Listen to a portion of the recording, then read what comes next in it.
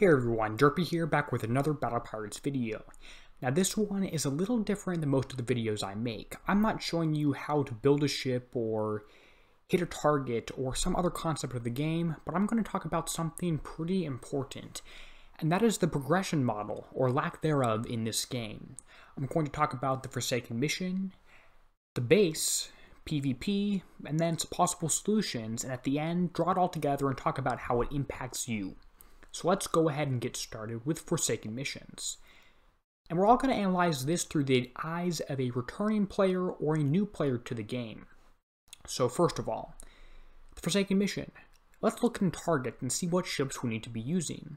All these targets, the 127 through the 141, need to be hit by Praetorians. The 120 and the 121 you can get away with Inferno Dragons with, although you're not going to be able to use anything less than that, such as icebreakers or citadels. So if there's a new player that comes into the game, their number one goal should be the Forsaken mission. That's what higher level players, that's what I have been telling people, that's what everyone's been telling the lower level players to do in the game, is do the Forsaken mission. Now, how are they supposed to do that? Let's say they have the citadel because they can get that through the foundry, and that's called foreshadowing. We'll come back to that at the end. They can't hit any targets. They can't get the Punisher for what use that is. They can't get the Zelos, Tideseeker, Citadel, Monolith, Icebreaker, Gutspell, Skyfire Carrier, Gridirons, Monolith. They can't get the Praetorians. They can't get the tools they need to succeed in this game through research tech and other very basic foundry researchable tech in the foundry. That's the problem that we have here in a Forsaken mission. Now let's talk about the base. The base part actually has a really good catch-up mechanic, and that is base parts. Let me say why this is so good. This is because it allows any level of player, does not matter who you are, to skip build time if they have a decent siege chore fleet. They can hit base parts targets, which they can probably do for free, at least instant repair on some targets. So you can grind, put some seat time in, and that saves you real world time, which is great. If base parts work, I take any turret, I make any changes to it, I can use base parts to save time off of that. Upgrading your base is a lot easier to do for lower levels if they have a siege fleet that they can do base parts with. Base parts, really good for base progression. Okay, now PvP fleets. So the top fleets, the Warhound, which is months old at this point, any other PvP stuff that we get, how are you supposed to be able to do that? Now, yes, you can do it with the various different... there's various different ways to get that. One of the best ways is the top raid, but there are other ways to get PvP fleets, such as campaigns like A Toll for the Ferryman and some other TLCs that do come out sometimes. We have two of them in the game right now, Death Roll being one of them to get subjugators. To do that, you need to have your Saturn and Nemesis X, or better yet, a Pegasus or Zealot fleet. But you need to unlock PvE before you can unlock PvP.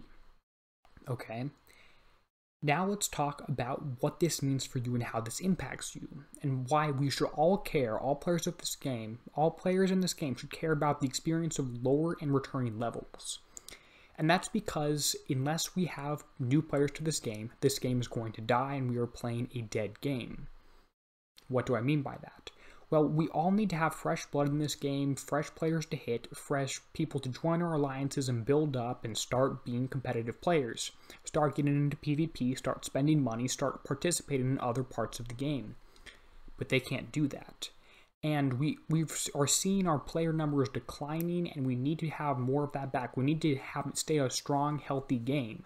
Otherwise, this game's going to go the way that Backyard Monsters did. So this impacts you because if players are leaving Battle Pirates, if they quit, they retire, whatever else happens, we need to have new players coming in, and that's just quite frankly not happening. Okay, so how can we fix this? How can we fix the progression model for lower level players? Well, let's look at what Kixeye has done. What they've done is free fleets. Now, you may not have known this, but many players, all players who were playing at that time, got the free Riot fleet for participating in just logging on the game. They also got some free Conqueror ships, Last Bounty, Subjugators and Howlers, and even one Warhound. Now, this is good for those players. They get a free fleet, but sometimes their dock can't fit it. If you have nothing less than dock 15, one level below max, you can't fit the free Riot fleet everyone got.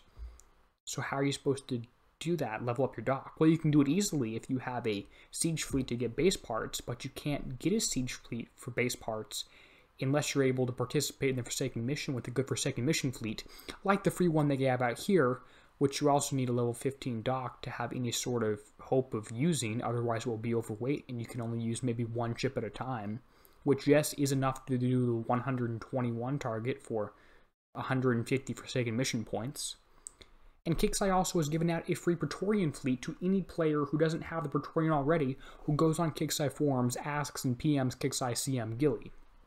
Now, I'm not telling you that she's going to give you a free Praetorian fleet, but she likely will, especially if you're lower level. But that's the problem with this game. I don't want to have a progression model that relies upon getting a free fleet from Kixeye to stay competitive in the game. There needs to be something in the game to do this. Now, once you have your Forsaken mission fleet, that unlocks everything. You're able to do some pillages to get the Pegasus. You're able to get the Dragoon. You're able to get the Punisher MK2, which is better than the Dragoon. You're able to maybe do some TLCs, a toll for the Ferryman, get the Breacher Dreadnought, get some other things that get you competitive in this game.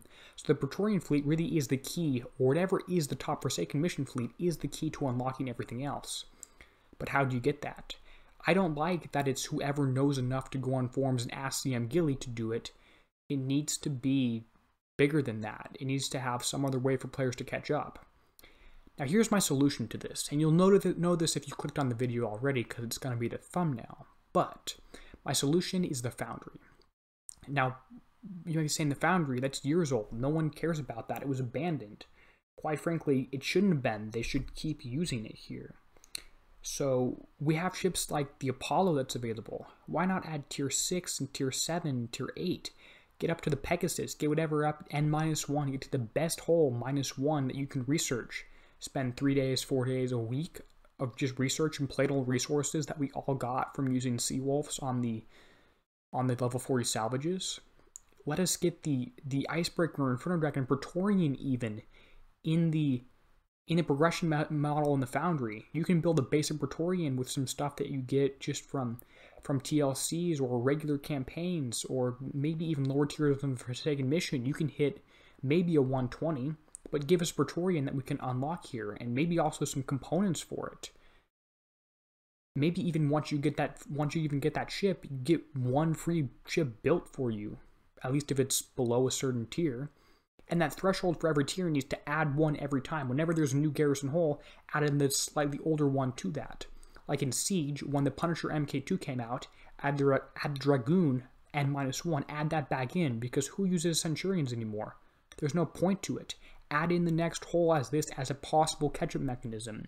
For Skirmish, Hellwraith, who uses that?